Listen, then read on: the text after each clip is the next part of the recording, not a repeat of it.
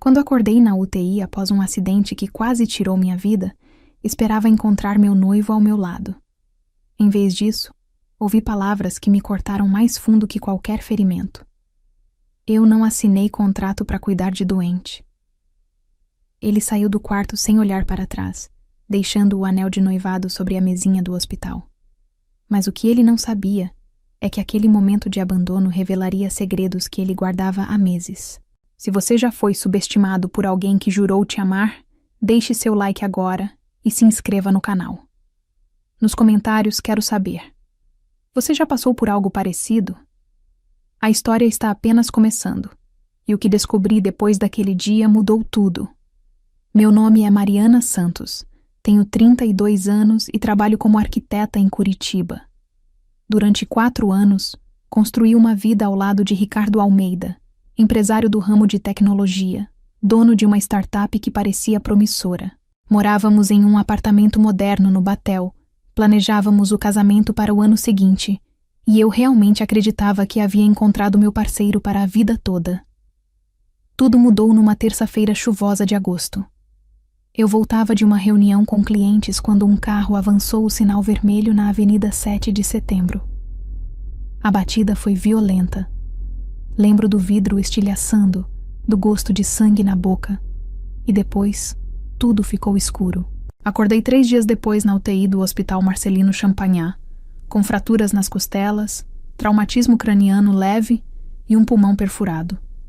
A primeira pessoa que vi foi minha mãe, Helena, segurando minha mão com os olhos inchados de tanto chorar. Meu pai estava no corredor. Perguntei por Ricardo. O silêncio que se seguiu deveria ter me avisado. Ele chegou 2 horas depois, não no quarto, mas no corredor. Minha mãe insistiu que ele entrasse. Ricardo parou na porta, olhou para mim conectada aos tubos e máquinas, e seu rosto não demonstrou alívio nem amor. Demonstrou incômodo. Mariana, a gente precisa conversar, ele disse, a voz fria como o ar-condicionado do hospital. Eu não posso fazer isso. Não assinei contrato para cuidar de doente. Você vai precisar de meses de recuperação, e eu tenho uma empresa para tocar. Antes que eu pudesse processar, ele tirou o anel de noivado do bolso e colocou sobre a mesinha ao lado da cama.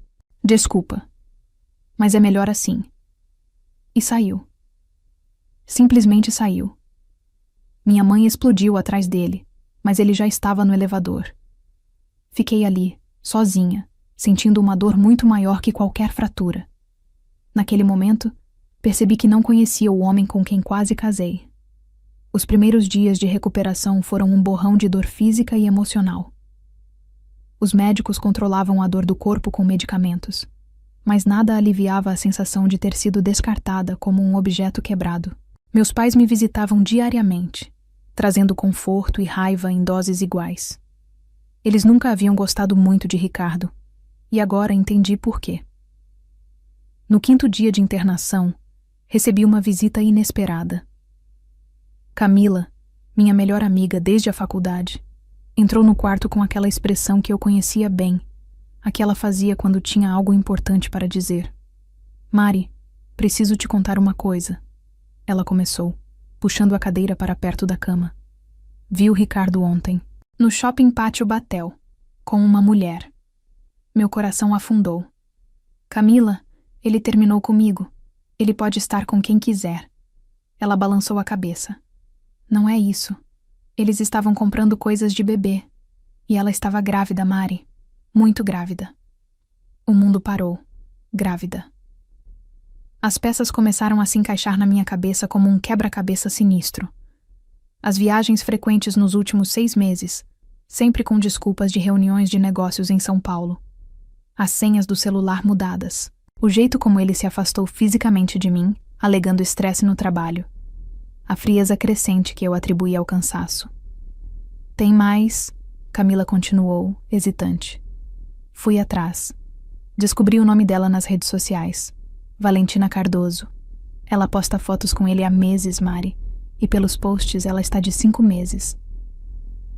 Eu fiz as contas rapidamente.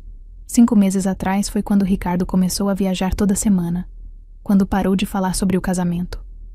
quando começou a me tratar como um peso. Naquele momento, deitada numa cama de hospital, quebrada por fora, mas se recompondo por dentro, tomei uma decisão. Ia investigar. Ia descobrir cada mentira, cada traição, cada movimento falso. Ricardo achava que eu estava vulnerável demais para reagir. Ele não fazia ideia do erro que cometeu ao me subestimar. 2 semanas depois, recebi alta médica. Voltei para o apartamento que dividia com Ricardo, usando as chaves que ainda tinha. Esperava encontrar o espaço que conhecia, mas a cena me pegou desprevenida. O apartamento estava praticamente vazio. Móveis que eram dele haviam sumido. O escritório, que antes transbordava papéis e equipamentos, estava limpo demais, arrumado demais, como se alguém tivesse apagado propositalmente os rastros. Mas Ricardo cometeu um erro. No fundo da gaveta do escritório, esquecidos embaixo de revistas velhas, encontrei documentos, extratos bancários da nossa conta conjunta, aquela que abríamos para as despesas do casamento e da vida em comum. Sentei no chão e li cada linha. Nos últimos 6 meses, Ricardo havia transferido quantias enormes para uma conta que eu não reconhecia. Somando tudo, mais de R$200 mil. Dinheiro que eu havia depositado ali após vender um apartamento que herdei da minha avó. Minha respiração falhou. Não era só traição. Era roubo. Continuei procurando, agora com mais urgência. No tablet que usávamos para receitas e listas de compras, acessei a nuvem. Ricardo havia esquecido de desconectar. As mensagens apagadas do celular dele estavam todas ali, sincronizadas automaticamente. Conversa após conversa com Valentina, planos de futuro, fotos de ultrassom e uma mensagem que me gelou até os ossos. Amor, só mais alguns meses e estarei livre. Assim que eu arranjar um jeito de terminar com a Mariana sem perder o dinheiro, a gente oficializa tudo. Nosso bebê vai ter o pai por perto, eu prometo. A resposta de Valentina. Você prometeu que ia terminar com ela antes do bebê nascer. Já estou de 5 meses, Ricardo. Estou cansada de ser a outra. Então era isso. O acidente foi conveniente demais para ele. A doença, a fragilidade, a recuperação lenta. Tudo serviu de desculpa perfeita para me descartar sem levantar suspeitas. Ele calculou friamente. Planejou minha saída enquanto dormia ao meu lado. E quase conseguiu. Quase. Na manhã seguinte, procurei a advogada mais agressiva que conhecia. Doutora Fernanda Lemos, especialista em direito de família e recuperação de ativos. Mostrei tudo. Os extratos, as mensagens, as transferências. Ela folheou os documentos com expressão cada vez mais séria. Mariana, isso não é só divórcio de bens.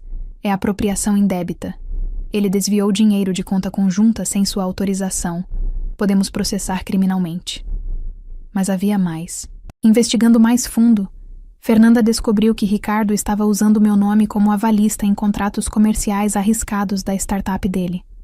Contratos que eu nunca assinei, mas que tinham minha assinatura falsificada. Se os negócios desandassem, eu ficaria com a dívida. Ele te transformou em escudo financeiro, Fernanda explicou. Tudo foi calculado para que, se algo desse errado, você arcasse com as consequências. A frieza que senti não era raiva, era clareza absoluta. Durante semanas, montamos o caso meticulosamente. Cada transferência rastreada, cada documento falsificado catalogado, cada mensagem arquivada. Fernanda conseguiu bloquear as contas dele judicialmente. De repente, Ricardo se viu sem acesso ao dinheiro que roubou. E então fiz algo que ele jamais esperaria. Procurei Valentina. Encontrei o endereço dela através das redes sociais e bati na porta. Quando ela abriu, grávida de 7 meses agora, seu rosto empalideceu. Você é a Mariana, ela sussurrou. Sou. E precisamos conversar. Valentina não sabia de nada. Ricardo havia contado que era divorciado, que o casamento anterior tinha acabado há anos. Mostrei as fotos do nosso noivado 6 meses atrás. Mostrei as mensagens dele planejando me usar. Mostrei os documentos financeiros. Vi o mundo dela desabar, assim como o meu tinha desabado naquele hospital. Ele mentiu para mim também. Ela chorou. Me disse que você era passado. Olhei para aquela mulher, grávida e enganada, e não senti raiva dela. Senti uma estranha solidariedade. Valentina, ele usou você tanto quanto me usou, mas ainda dá tempo de fazer a coisa certa. O processo judicial foi devastador para Ricardo. Fernanda não teve piedade. Recuperamos cada centavo desviado, com juros e correção. A fraude documental rendeu um inquérito policial que expôs esquemas na empresa dele. Investidores fugiram. Parceiros romperam contratos. A startup que parecia tão promissora desmoronou em semanas. Valentina, depois do choque inicial, decidiu testemunhar contra ele. Ela tinha prints de conversas onde Ricardo admitia ter falsificado documentos e desviado dinheiro. O bebê nasceu em outubro, um menino. Ricardo tentou se aproximar, mas Valentina pediu uma ordem de restrição. Ela não queria um pai mentiroso e manipulador perto do filho. Quanto a mim, usei parte do dinheiro recuperado para investir no meu próprio escritório de arquitetura. Projetos sustentáveis, equipe pequena, mas dedicada, clientes que valorizam ética e transparência. Usei minha experiência para criar um grupo de apoio online para mulheres que passaram por situações parecidas, traições financeiras, manipulação emocional, abandonos em momentos de fragilidade. O grupo cresceu rápido. Descobri que minha história não era única e que compartilhá-la ajudava outras mulheres a encontrarem força. Um ano depois do acidente, estou em um apartamento novo, menor mas completamente meu, projetado do zero pelas minhas mãos. As cicatrizes do acidente estão quase invisíveis agora. As cicatrizes emocionais levaram mais tempo, mas terapia, amigos verdadeiros e propósito ajudaram. Encontrei Valentina algumas vezes para café. Nossos filhos não serão irmãos de criação, mas nós construímos uma amizade improvável, nascida da dor compartilhada e da recusa em sermos vítimas para sempre. Ricardo, soube depois, trabalha num emprego comum agora. A startup faliu completamente. Ele tentou me procurar uma vez, pedindo desculpas. Não respondi. Algumas portas, quando fechadas, devem permanecer trancadas. Aquele momento no hospital, quando ele me abandonou, poderia ter me destruído.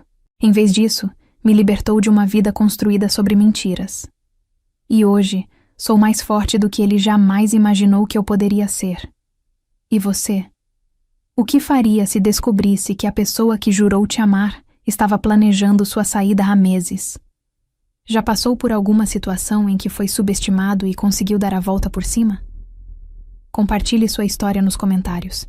Quero muito saber sua opinião sobre tudo isso. Se essa história tocou você de alguma forma, se inscreva no canal para não perder os próximos relatos de superação. Deixe seu like e compartilhe com alguém que precisa ouvir essa mensagem de força. E não saia ainda. O próximo vídeo recomendado vai te mostrar outra história surpreendente que você não pode perder.